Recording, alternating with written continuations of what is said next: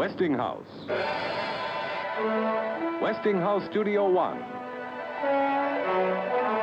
Out of 70 years of leadership in research, out of the vision of America's most advanced engineers, out of the widest kind of experience in electrical manufacturing come products for home, farm, and industry that bear this respected mark, this mark of quality, the mark of Westinghouse. You can be sure if it's Westinghouse.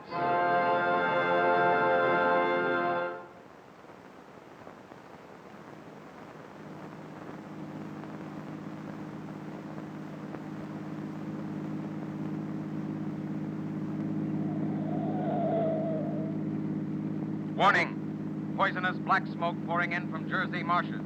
Reaches South Street. Gas masks useless. Urge population to move into open spaces. Automobiles use routes 7, 23, 24. Avoid congested areas. Smoke now spreading over Raymond Boulevard.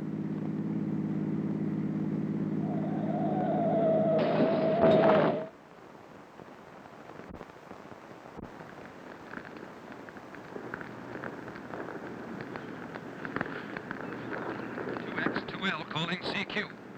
2X, 2L, calling CQ, New York. Isn't there anyone on the air? Isn't there anyone? 2X, 2L. This is the result of panic. The blind, unreasoning terror of men who run and do not truly know what they are fleeing. And this is the factual story of such a panic.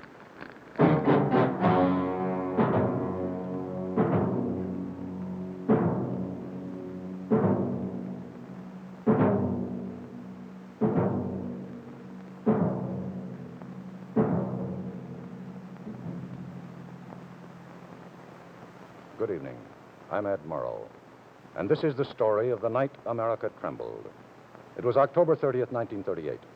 A night rather like other October nights in other years, except for perhaps two factors. First, it was a year in which the nations of the world, at peace for almost 20 years, had recently seen shattered their comfortable illusion of security. 2,000 miles away, across an ocean now realized to be no longer a safeguard against invasion, the arrogant demands of a power-hungry dictator had short weeks before forced haughty Britain and proud France to agree to the humiliating peace of Munich. Thus, point one, that world events had left men shaken and unsure, hence open to emotional attack against their reason, against their intelligence and their logic. Point two is somewhat harder to accept, but it's equally valid. It can be traced back countless centuries, beyond civilized mankind's reasoned fear of war, to primitive man's instinctive terror of the great unknown. For October 30th was that mysterious night when dark tradition tells us fiends and demons walk the winds of the world. The one night of the year when even sensible men believe that almost anything can happen. The eve of Halloween, 1938. And in a radio studio of the Columbia Broadcasting System in New York City, the actors and staff of the Mercury Theater on the air were putting the final touches to what was frankly a terror tale, which was to go on the air within a few short minutes. We see them now in the final moments of rehearsal with their director.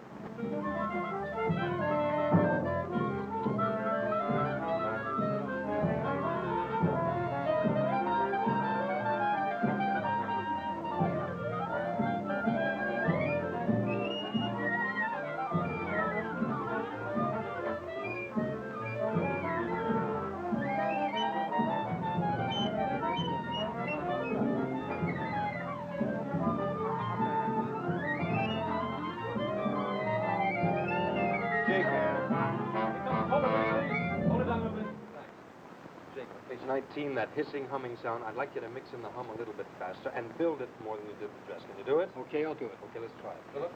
19? Yeah, I got it. About here. Mm-hmm. Yeah. The captain and two policemen advance with something in their hands. Yes, I can see it now. It's a white handkerchief tied to a pole, a flag of truce. If those creatures know what that means, what anything means... Now, wait, something's happening. A humped shape is rising out of the pit. I can make out a small beam of light against the mirror. What's that? There's a jet of flame springing from that mirror, and it leaps right at the advancing men. It strikes them head on. Good Lord, they're turning to flame. Well, that ought to scare the daylights out of them. It does me, and I've been rehearsing it for hours. You never can tell. Radio listeners are pretty blasé nowadays. Bill? Yes, sir. The sequence where you're calling old stations, the CQ call. Page 28. Yeah. Now, build that a shade more. You think you're the last man alive on Earth, so let's have a little more desperation, huh? I don't want to ham it up. Well, it's pure fantasy. Play with all the stops out, okay? Okay. All right. 15 minutes? Right. Okay. All right, everybody, take 10. Positions at 7:55. In October of 1938, the Columbia Broadcasting System radio network consisted of 110 affiliated stations in 44 states. There was practically no sizable community in America which could not be reached by CBS broadcasts. Thus, from Maine to California and from Canada to the Gulf, listeners were tuned to the Mercury Theater on that fateful night. In the eastern United States, the area closest to the scene of fictitious peril, reaction was most vivid and violent. However, it should be remembered that in their behavior, these Easterners were not unique. Everywhere, emotions and reactions were the same. Panic struck universally out of the dark but peaceful sky on a night that began quietly enough.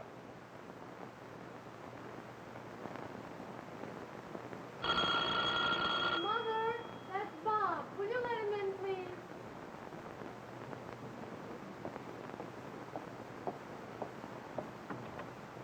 Hello, Bob. Good evening, Miss Morgan. Come on in. Mary will be down in a minute. Thank you. Hello, Mr. Morgan. Hello, Bob. Nice out? Yes, sir. It's swell. Getting chilly? No, it's just right. Perfect football weather. You see the game yesterday? You bet I did. 14-0. Pretty good team this year, huh? 7th in the national ratings. We ought to be first, too. We haven't even been scored on yet. Those 7 Iron Dukes. Think they'll make the Rose Bowl? Well, I'll tell you, I think if we can get by Syracuse and Pitt, we got a good chance. Hi, But if we- Bob. Hi, there. Sorry to keep you waiting. That's okay. We got plenty of time. Second show doesn't start for an hour. Oh, where are we going? I thought maybe the Alto, Oh, what's playing there? Ginger Rogers and Fred Astaire and Carefree. You seen it? No, but I'd love to. Good night, Dad. Bob, don't keep her out too late. No, sir. Good night, Mom. Good night, dear. Night, Bob. Good night, Miss Morgan. What's on tonight, Dad? What time is it? Oh, getting on to 8. CBS, the Mercury Theater, NBC, Edgar Bergen and Charlie McCarthy. Charlie McCarthy. I like him. Let's listen to that.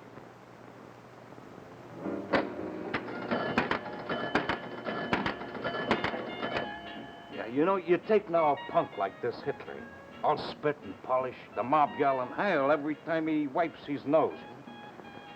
A guy like him don't raise an army just for the fun. Mark my words, there's gonna be trouble. Maybe even sooner than you think. Hitler's just a big bag of wind. Oh, I don't know about that now. Phyllis. He already grabbed Austria and Czechoslovakia, ain't he? Now he's got his eye on Poland. A big bag of wind. Well, everybody made the mistake was they never should have buckled under him from the beginning. If they just told him to go jump in the lake, well, what could he do? Huh? Huh? France on the west, Russia on the east, Mussolini in the south. He can't move a muscle in any direction. Yeah, he could go up. Up? Yeah, hit all of a sudden from the air, anywhere he likes. America even. America? Sure, why not? Oh, I'd like to see him try to bomb this country. Yeah, you maybe, but not me. Because he just might get away with it. I don't want to be nowhere around when the bomb starts falling. You know, you sound like them Europeans. They're all too yellow to call us bluff. Yellow? What do you mean yellow, huh? Well, I just said... Yeah, that I they're heard all what you said. You think I'm yellow, is that it? Now, wait a minute, Come on. Tom. He didn't Now, mean let you. go of me. How about that? You think I'm yellow? Now, look, you two, I don't want no trouble here. Lay off, will you? I didn't mean you. I just meant anybody who won't stand up and fight for his country. Yeah. I'll fight for my country, same as the next guy. Don't think nothing different, huh?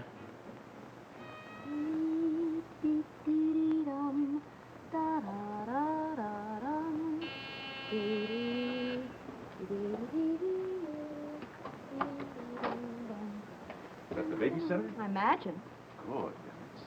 What's your hurry? It's not 8 yet. Well, I'm hungry. Oh, thirsty, you mean. Evening, Mrs. Chandler.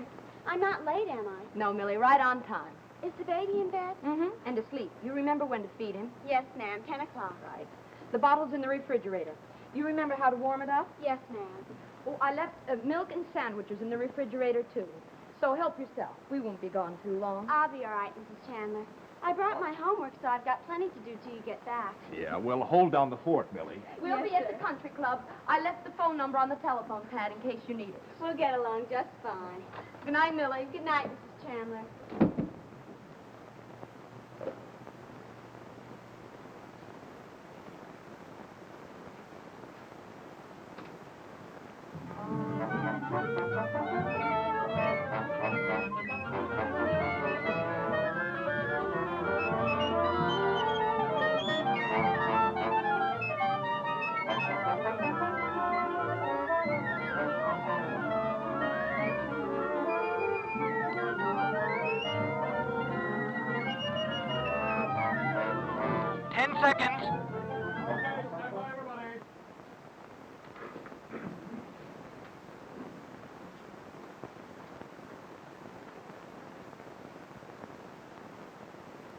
The Columbia Broadcasting System and its affiliates present the Mercury Theater on the air in War of the Worlds by H.G. Wells.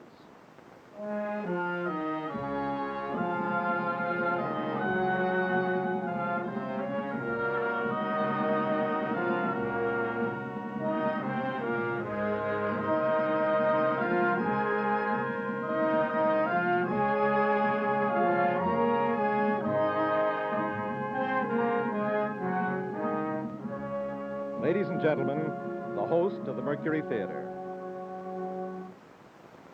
We know now that in the early years of the 20th century, this world was being watched closely by intelligences greater than man's and yet as mortal as his own. We know now that as human beings busied themselves about their various concerns, they were scrutinized and studied perhaps almost as narrowly as a man with a microscope might scrutinize the transient creatures that swarm and multiply in a drop of water.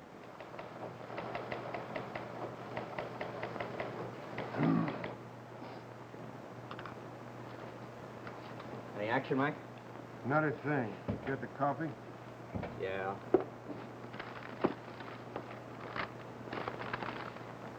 You said black, didn't you? Yeah, that's right.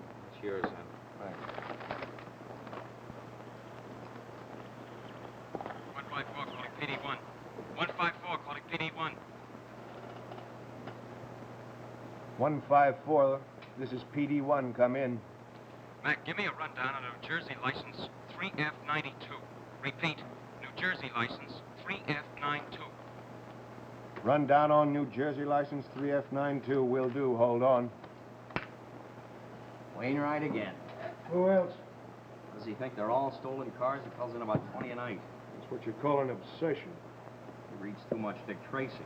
That could be.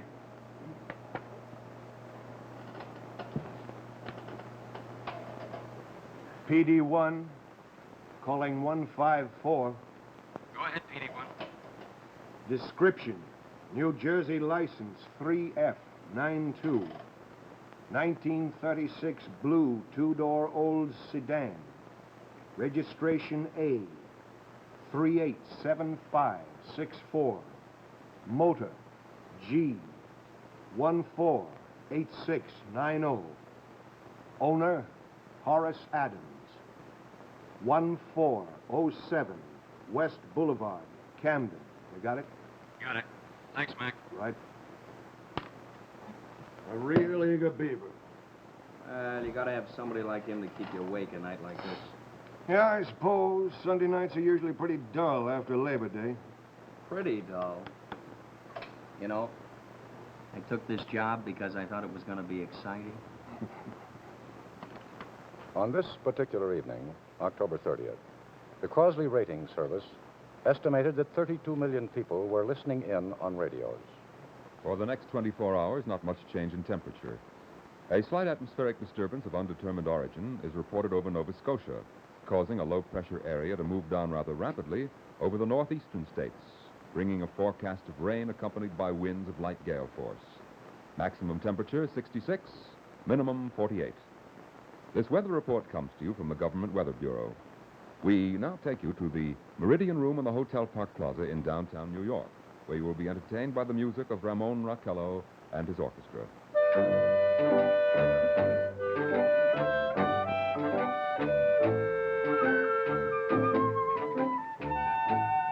Good evening, ladies and gentlemen. From the Meridian Room in the Park Plaza in New York City, we bring you the music of Ramon Raquello and his orchestra. And, with a touch of the Spanish, Ramon Raquello leads off with La Comparsita.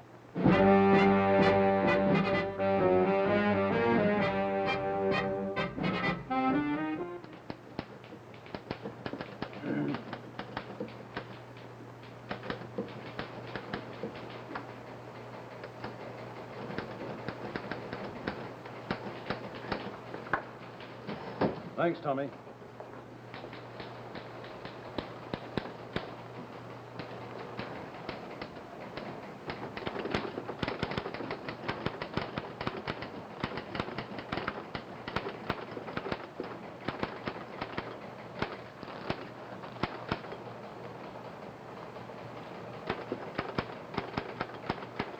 Whittaker, you writing that Rocky Mount crash? Yep. Almost finished. How much copy you got on it? Column and a half, maybe. Build it to 2 columns. I got a good picture here and a double column spot on the front page. Okay. There's not really much to it. No serious injuries. Yeah. Could use a good lead story. All I've got is a community fund report. That's the trouble on Sunday nights. Nothing ever happens. That's right. That's the trouble with Sunday nights in the news business. Nothing ever happens. These people are comfortable, relaxed. You might say even bovine in their smug complacency. It's a Sunday night like other Sunday nights, quiet, uneventful. America is at peace. There's no threat of war. They have no way of dreaming that within a few short minutes, their complacency is to be rudely shattered by an actor's voice speaking lines from a play.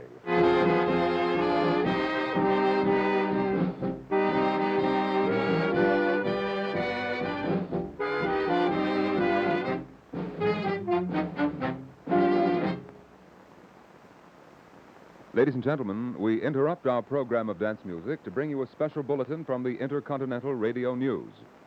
The opening words, the words that shook a nation.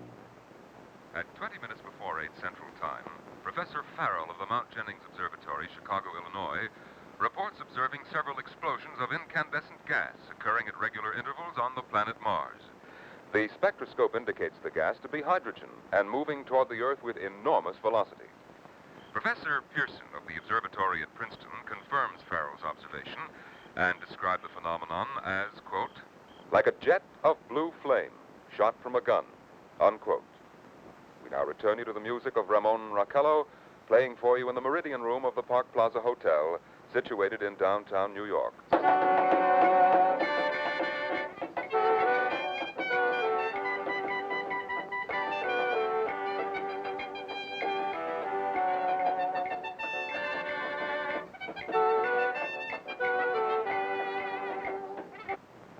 One troubled face out of 10. But this is the face of dawning panic on the night America trembled. And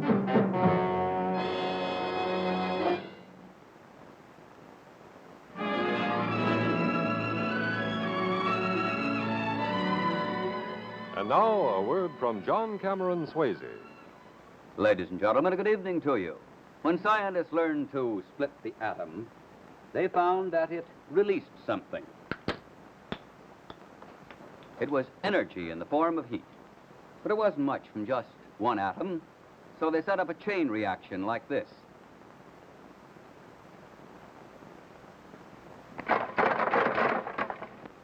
They found that it made the greatest physical force mankind has ever developed. And they called it atomic fission.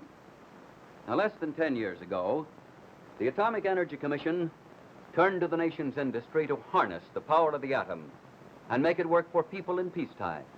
Engineers, scientists, and technicians got together at Westinghouse to tackle the toughest job in technical history. And they succeeded. They produced usable atomic energy, the kind that drove the submarine Nautilus over 60,000 miles without refueling. And that's only the beginning of a bright new world. Later this year, many of the lights of Pittsburgh will be lit with still another Westinghouse-built reactor, the Shippingport Power Plant, a joint venture with Duquesne Light Company and the Atomic Energy Commission. And if you wonder what putting atomic energy to work means to you, here's the man who can answer your question. He's the man who set up the Atomic Power Division of Westinghouse, Mr. Charles Weaver, Vice President for Atomic Power. Thank you, John. Today, atomic power isn't just a hope.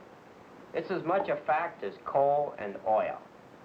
Just as coal and oil started new industrial progress, atomic energy marks the beginning of a new era, with new comforts, new power to get where you want to go and do what you want to do.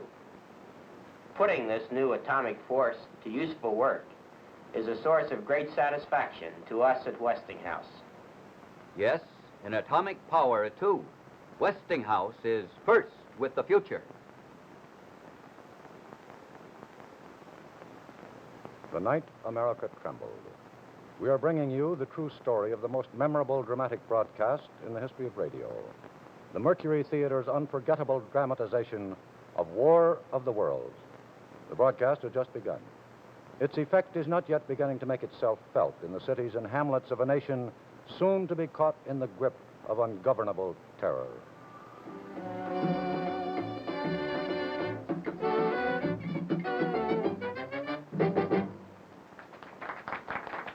Now a tune that never loses favor. The ever-popular Stardust, Ramon Raquello and his orchestra.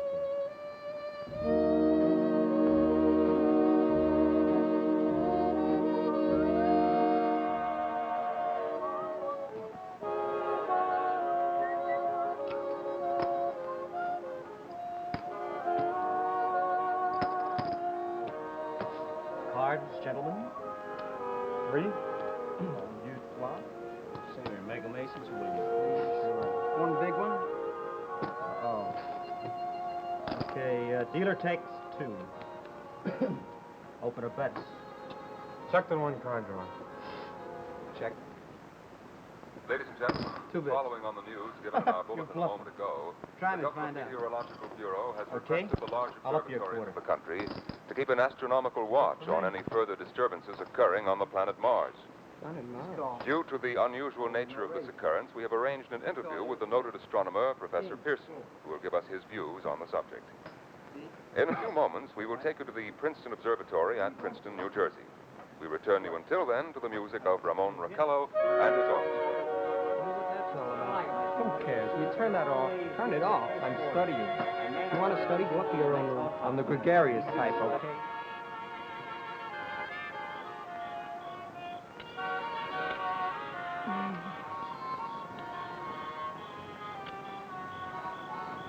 You happy? This as good as the movie? Better. Look, it's a shooting star. Hey, that was a bright one.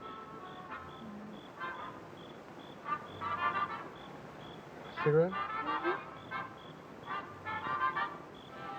Thank you.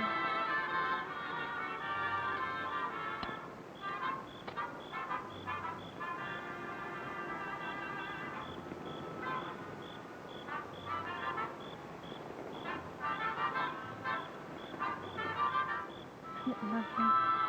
Just look out there. Look at those stars. They look so close. You feel you can just reach right up and touch them. Sure, you can. Do you want a handful? You're crazy. Crazy about you. Mary, I got something for you today. What?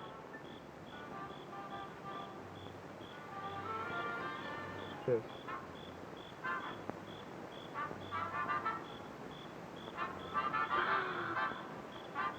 Well, how about it? What will my parents say? Well, you know what they'll say. They'll say we're too young, too immature, but they've been saying that for a year. What do you say? Shall we? Tonight, right now. I'd like to, Bob, but... What's the matter?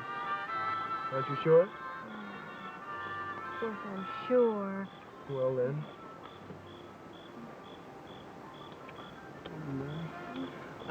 I know a justice of the peace, and we could be there in an hour.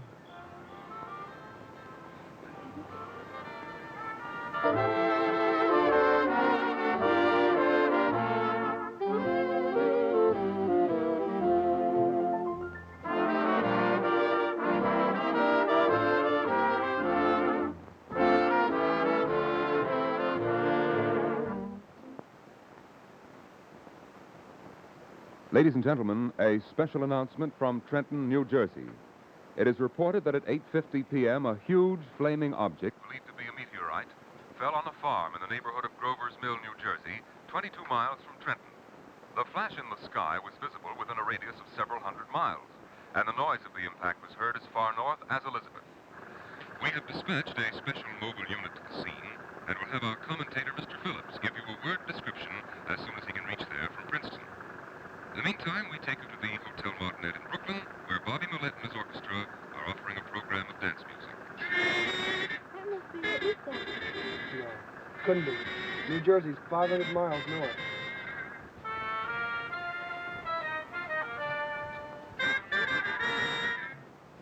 We take you now to Grover's Mill. Ladies and gentlemen, this is Carl Phillips again at the Wilmot Farm, Grover's Mill, New Jersey. Professor Pearson and myself made the 11 miles from Princeton in just 10 minutes. Well, I hardly know where to begin to paint for you a word picture of the strange scene before my eyes. I guess that's the thing directly in front of me, half buried in a vast pit. Must have struck with terrific force. The ground is covered with splinters of a tree it must have struck on the way down. Now, what I can see of the object itself doesn't look very much like a meteor, at least not like the meteors I've seen. It looks more like a huge cylinder. The color is sort of yellowish white. Curious spectators now are pressing close to the object in spite of the efforts of the police to keep them back. One man wants to touch the thing. He's having an argument with a policeman. And the policeman wins. Now, ladies and gentlemen, there's something I haven't mentioned in all this excitement, but it's becoming more distinct. Perhaps you've caught it already on your radio. Listen. You hear it? It's a curious humming sound that seems to come from inside the object. Now, I'll move the microphone closer. Now, here we are. Now, we're not more than, 25 feet away. Can you hear it now?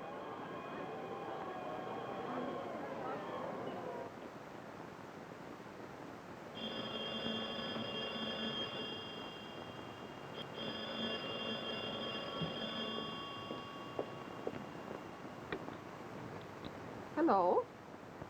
Oh, hello, Molly. No, I'm just waiting here for Paul and his wife. We're going to church. The radio? No, I haven't. Why? What? Well, just for a minute, perhaps. Thanks, Molly. The thing is smooth and, as you can see, of cylindrical shape. Just a minute.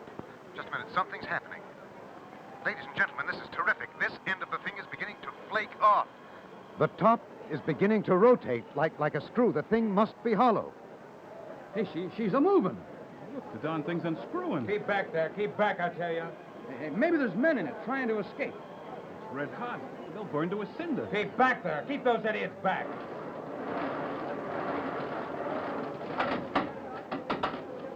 She's off. The top's loose. Look out there. Stand back. Ladies and gentlemen, this is the most terrifying thing I have ever witnessed. Wait a minute. Someone's crawling out of the hollow top. Someone or something I can see peering out of that black hole, two luminous discs. Are they eyes? It might be a face. It might be... Good heavens, something's wriggling out of the shadow like a gray snake. Now it's another. And another. They look like tentacles to me. There, I can see the thing's body. It's as large as a bear, and it glistens like wet leather. The face, it's indescribable. I can hardly force myself to keep looking at it. The eyes are black I'm going and to turn this clean like thing off. a serpent. No, Bob. The mouth is V-shaped with saliva dripping from its rimless lips that seem to quiver and pulsate. The monster, or whatever it is, can hardly move. It seems weighted down by possibly gravity or something.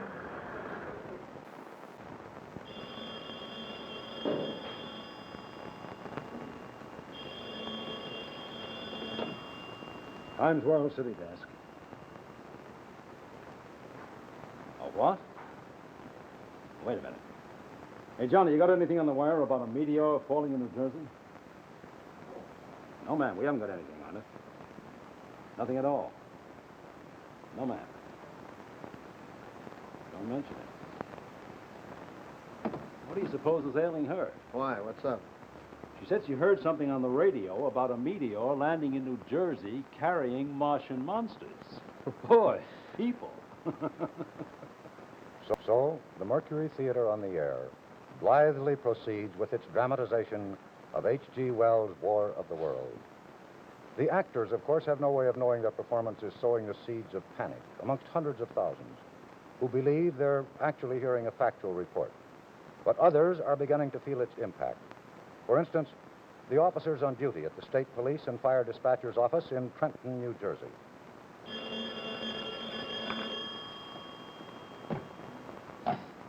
State Police. No, sir, we don't know anything about that. Sir, there is no Grover's Mill in New Jersey. There's a Grovesville, but there's no Grover's Mill. I can't help it, sir. What the radio says, there's no such place. State Police. No, ma'am, we don't know anything about that. Well, I can't help that, ma'am. We just don't know anything about it. Brother, did I say something about a quiet Sunday evening? What's going on, anyway? I don't know. They say it's been announced on the radio. You better check. State Police. No, sir, we have no information on that. Sorry. We are bringing you an eyewitness account of what's happening on the Wilmot Farm, Grover's Mill, New Jersey. Meanwhile, a piano interview. That must be it. What the hell's he talking about? Grover's Mill. There's no such place. Maybe it's just a play or something. We now return you to Carl Phillips at Grover's Mill. Ladies and gentlemen, am I on? Ladies and gentlemen, here I am back of a stone wall that adjoins Mr. Wilmot's garden. From here, I get a sweep of the whole scene. I'll give you every detail as long as I can talk, as long as I can see. More state police have arrived. More state police? They're drawing up a cordon in front of the pit. State Police. No, sir, we have no information on that yet. We're checking it now. All right. Just wait till next year, you'll see. Oh, next year. Always next year. The Dodgers ain't won a pennant since 1920. That means they're never going to win another, huh? Probably. Boy, I wish I knew all the answers like you do, you know. Come on, you guys. Why are you two always arguing? Mike, have you heard? Heard what? About the Martians. A spaceship full of Martians landed near Trenton, 50 miles from here. It's on the radio now. Martians? Well, that's what the guy said. What guy? Well, some guy on the radio, some professor from Princeton. The state cops are out there now. The captain and two policemen advance with something in their hands. Yes, I can see it now. It's a white handkerchief tied to a pole, a flag of truce. If those creatures know what that means, what anything means... Wait, something's happening. A humped shape is rising out of the pit. I can make out a small beam of light against the mirror. What's that? There's a jet of flame springing from that mirror, and it leaps right at the advancing men. It strikes them head on. Good Lord, they're turning into flame. Now the whole field's caught fire. The woods, the barns, the gas tanks of automobiles, it's spreading everywhere. It's coming this way, about 20 yards to my right.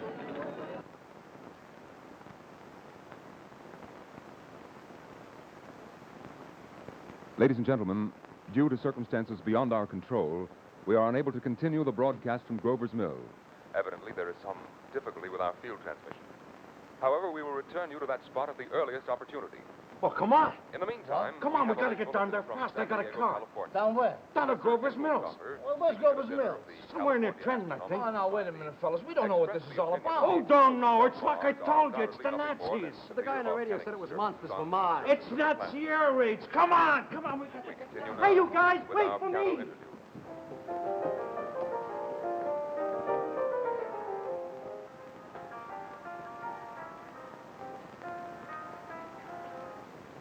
Ladies and gentlemen, I have just been handed a message that came from Grover's Mill by telephone.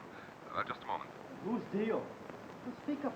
Is anybody interested in poker anymore? This is important. Listen. At least 40 people, including 6 state troopers, lie dead in a field east of Grover's Mill.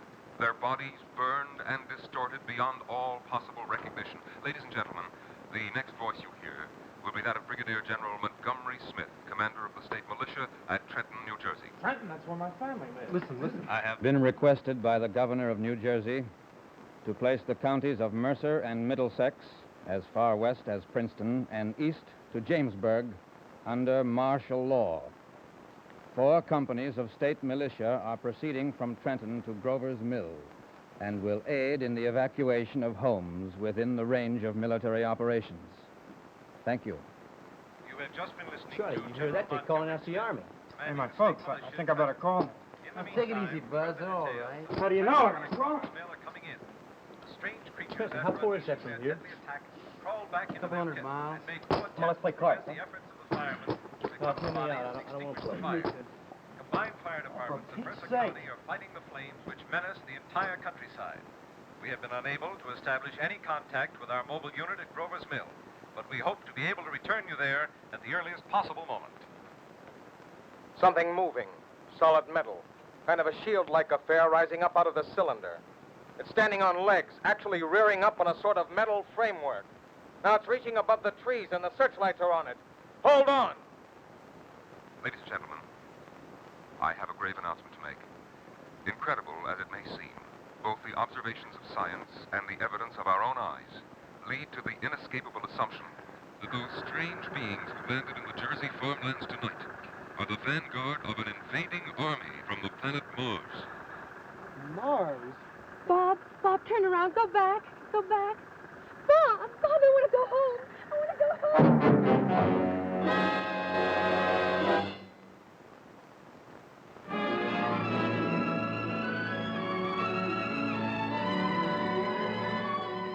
And now, back from vacation, here's Betty Furness. Welcome back, Betty. Thank you. It's very nice to be back. And now, I want to show you an exciting new symbol. And here it is. The symbol that represents the very newest ideas in home appliances. New design, new performance. It's the shape of tomorrow from Westinghouse. And now, here's the exciting shape of tomorrow in brand new 1958 Westinghouse laundry equipment. The 1958 Spacemate. Here, you'll find the shape of tomorrow in this modern new design. The shape of tomorrow, a new convenience, too. Imagine a clothes dryer that operates right on top of the laundromat and takes up only 25 inches of space. And look, now, push-button controls for the most accurate washing and drying yet. And here is the exciting new custom Imperial laundromat and dryer. You'll see the shape of tomorrow in this style light control panel that lights up like this. Push-button controls that give 5 wash and 2 rinse temperatures. And that same stunning control panel lights up this twin electric clothes dryer.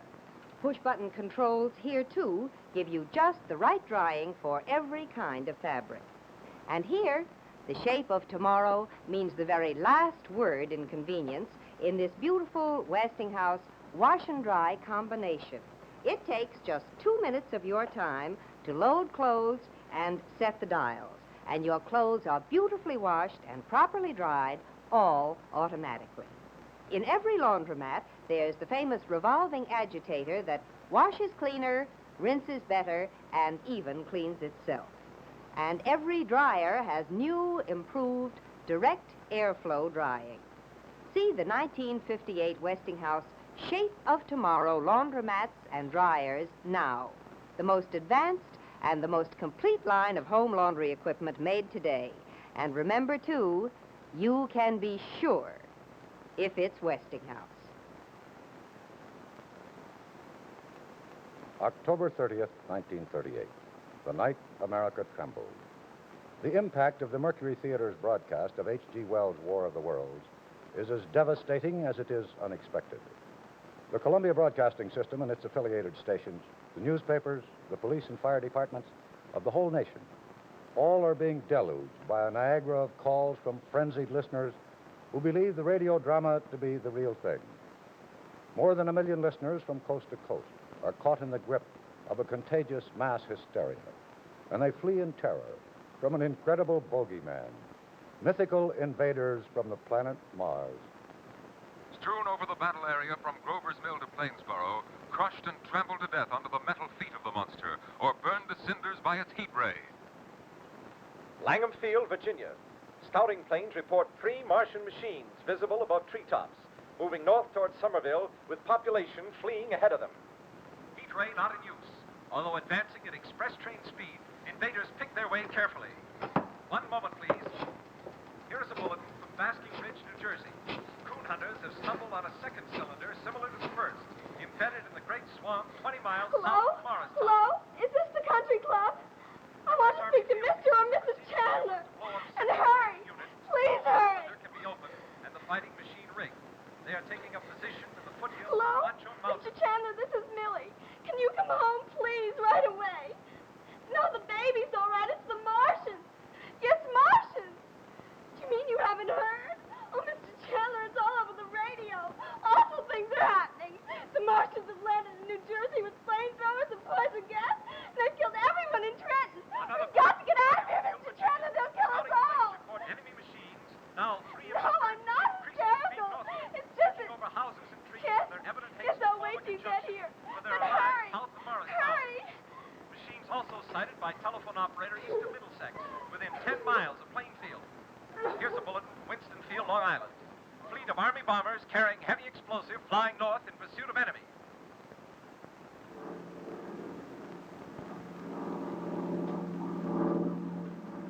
Army bombing plane V-843 off Bayonne, New Jersey.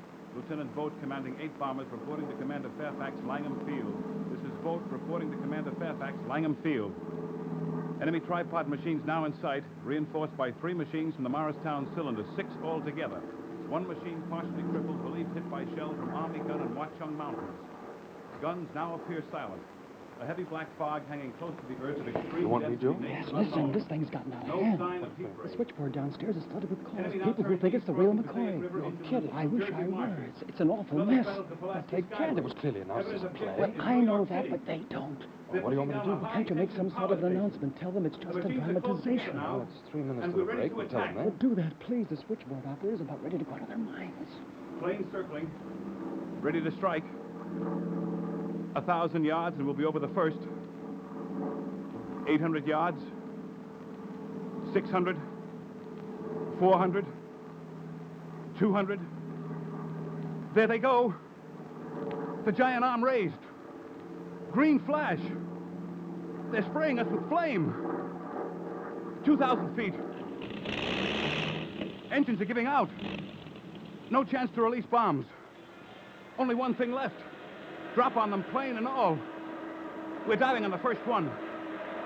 The engine's gone. 8. This is Bayonne, New Jersey, calling Langham Field. This is Bayonne, New Jersey, calling Langham Field. Come in, please.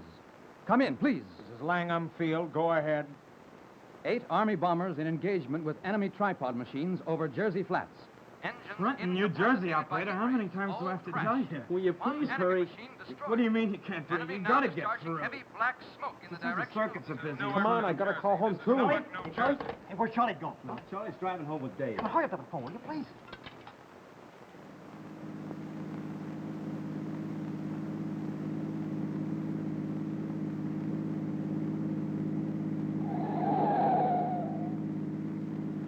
Warning. Poisonous black smoke pouring in from Jersey marshes.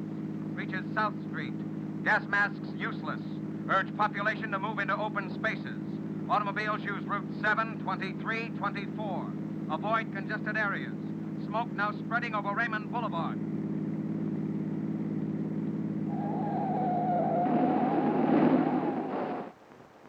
It's just a radio play, sir. State police. No, ma'am, it's just a radio play. State police. No, sir, it's just a No, sir, we have no official confirmation, but we believe it's just a radio play. Got anything yet, Brownie? No. Wait a minute, something's coming in now. Hey, this is it. State police. It's just a radio play, ma'am. Attention Yes. all units, attention We're not all sure units. we think so. There is Yes. no invasion You're from welcome. Mars. The invasion panic is the result of a radio broadcast. Repeat, there is no invasion from Mars. Proceed to distribute just this a radio play, information sir. as quickly as possible. Yes, sir, we're positive. Attention all units, attention all units. I'm speaking from the roof of the Broadcasting Building, New York City. The bells you hear are ringing to warn people to evacuate the city as the Martians approach. Estimate that in the last 2 hours, 3 million people have moved out along the roads to the north. Hutchison River Parkway still kept open for motor traffic. Avoid bridges to Long Island, hopelessly jammed. All communication with Jersey Shore closed 10 minutes ago. No more defenses. Our army wiped out, artillery, Air Force, everything wiped out. This may be the last broadcast. We'll stay here to the end. Oh, Jane, it's the end of the world. We're all going to die. I just heard it on the radio. Give me a ticket. Anywhere. As far as this will take me. And hurry. The Martians are coming. Black smoke drifting over the city. People in the streets see it now. They're running towards the East River. Thousands of them dropping in like rats. Now the smoke's spreading faster. It's reached Times Square. They're falling like flies. Now the smoke is crossing 6th Avenue, 5th Avenue. It's 100 yards away, 50 feet. What on earth's the matter with you? The baby! The monsters! The monsters are going to kill us! Now, monsters, what monsters? What are The you... radio! Radio? Dead. The announcer must be dead. 2X2L calling CQ. 2X2L calling CQ. 2X2L calling CQ, New York. Isn't there anyone on the air? Isn't there anyone? 2X2L. It's just a radio play, sir. The whole city must have gone nuts. You mean the whole nation? The AP says the same thing's happening everywhere. This is the lead story I wanted, and I can't even find time to remake the front page. When is this ever going to end? It's just a radio play, man. No, ma'am.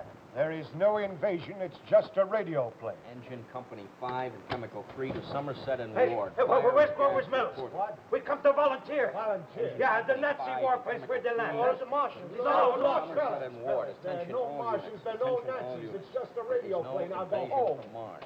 Repeat. A radio There's play? no That's invasion all. Now, from beat it. Mars. Get out of here. The invasion- But, Chief, it was clearly announced as a play. Here's a publicity release in tonight's paper. Now, listen. When the Mercury Theater on the Air broadcasts over the Columbia Network at 8 p.m., they will do H.G. Wells' War of the Worlds. This is one of the first shows about Martians. It tells how the octopus-like creatures from Mars lay waste the Earth until there are only a few humans left. Yes, that's absolutely right. Every paper. Well, how clear can you make a thing? All they had to do was check. Nobody in his right mind would believe it.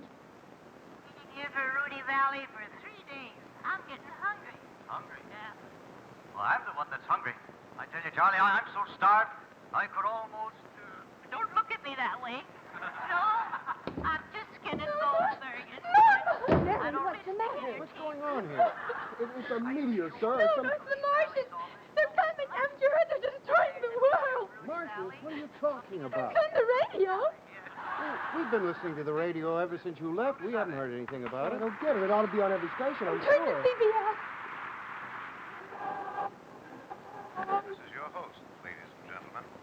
Out of character to assure you that the War of the Worlds has no further significance than as the holiday offering it was intended to be.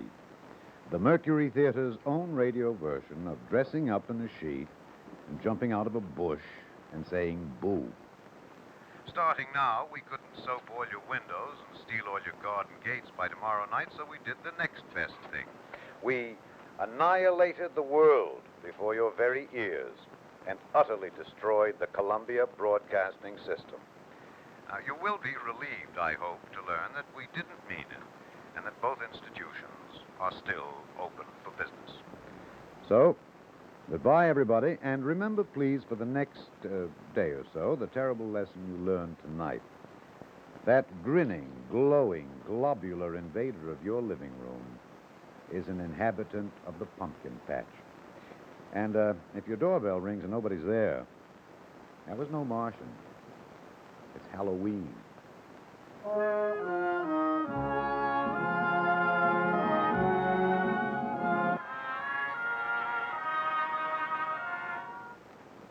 Of all the... Why didn't you check the other stations? Well, we didn't have time, sir. We were too busy listening. You mean you really believed it?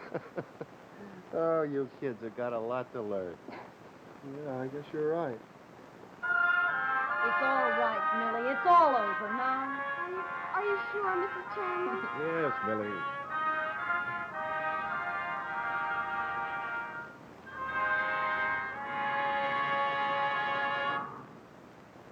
This is CBS, the Columbia Broadcasting System. For the listeners who tuned in to the Mercury Theater on the air broadcast tonight and did not realize that the program was merely a radio adaptation of H.G. Wells' famous novel, The War of the Worlds, we are repeating the fact, made clear 4 times on the program, that the entire content of the play was entirely fictitious. But I don't understand. Well, it was just a radio play, Millie. I can't believe it. It was so real. Ah, yes, it was so real. So real that it completely fooled poor Millie and more than 1 million others, who slowly came to their senses and realized they'd been panicked by a colossal Halloween joke. And what were their reactions? Well, many laughed, with perhaps just a touch of hysterical relief in their laughter. Me scared? Of course not. I knew it was a play all the time. Sure, me and the old woman, we'd run down the streets, mingle with the crowds, but we wasn't scared ourselves, just for the kicks. See how the others was taking it. You know what I mean. Others were somewhat indignant. A fine trick to play on people. My sister passed out. All the kids were screaming their heads off. The whole house was in an uproar. Is that what you call entertainment? And still others were furiously angry. Hello, CBS. See here, what are you going to do about me? I'm 300 miles from home without a penny in my pocket. Where am I calling from? Buffalo, New York. That's where I'm calling from, and it's all your fault. So the reactions of the period. But there is one thing we must not overlook. All this took place in 1938, in a less sophisticated yesteryear that did not know the atom bomb, guided missiles, and rockets that may shortly fly to the moon. 20 years ago, the concept of an alien race was novel to us, hence alarming. Today, we realize that Mars is very near, closer perhaps in time than we imagine. There is every reason to believe that long before the Martians come to us, we will go to them. I wonder if we'll panic them as they did us on the night America trembled.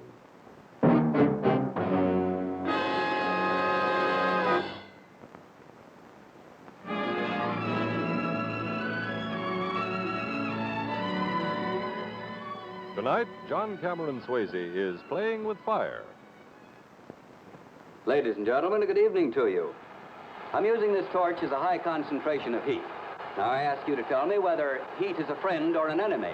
Heat will light a friendly cigarette, but it can also burn up hard-earned money if I let it. Heat runs power stations that make electricity. Here's one of the most efficient producers of electricity in the world, the Kiger Creek Station of the Ohio Valley Electric Corporation. It's more efficient because Westinghouse engineers have found new ways to harness extra heat to run these turbines. Big turbine blades, for example, look like this. Until recently, they could only stand so much heat and pressure. The limit had been reached. No available metal could lick the problem. So Westinghouse metallurgists came up with a brand new kind of steel that raise the limits of heat and cut the cost of making electricity. One of these pieces of steel wire is made of Westinghouse metal. It will stand the kind of heat we're talking about. The other won't. Metal developed in Westinghouse laboratories will help this power station to produce more electricity for less money. Over the years, Westinghouse engineering has helped to make electricity your best servant, the biggest bargain in your family budget. Improvement on top of improvement has made Westinghouse first with the future, in research, in engineering, in new ideas. You can be sure if it's Westinghouse.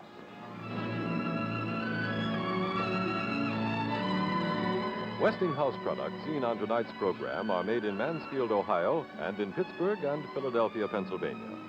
Your friends and neighbors at the more than 60 Westinghouse plants throughout America hope you enjoyed tonight's play.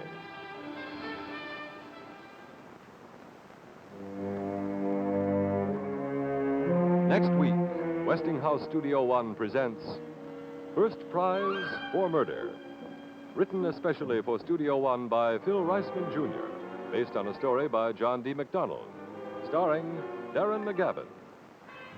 Who is Nathaniel Arch? No one has ever seen him. Here is the best available picture of the mysterious Mr. Arch. All that is known is that he wrote the mystery novel Double Dead, which has won Mystery Writers of America's prize for the best novel by a new writer. It is not widely known, however, that Double Dead reveals the details of an actual double murder that the authorities have never been able to solve. Be sure to join us next week to find the answer to Who is Nathaniel Arch? In First Prize for Murder, starring Darren McGavin.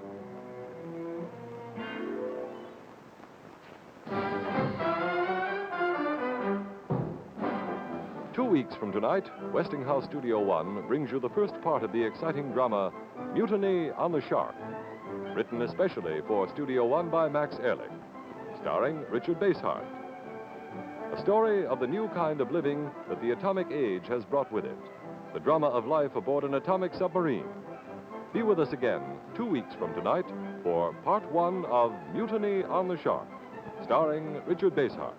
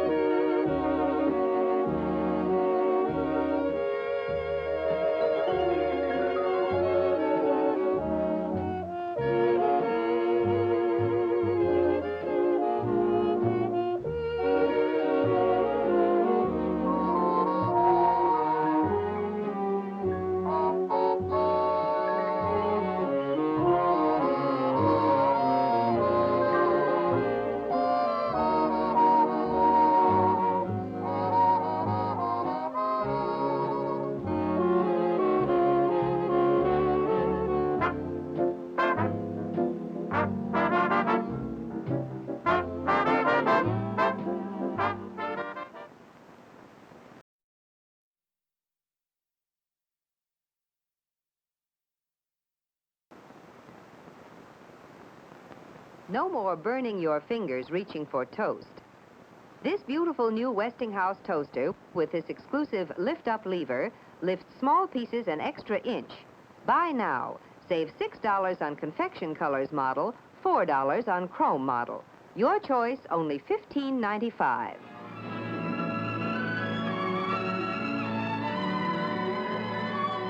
Studio One gratefully acknowledges the cooperation of Paramount Pictures, whose current release is Cecil B. DeMille's 10 Commandments.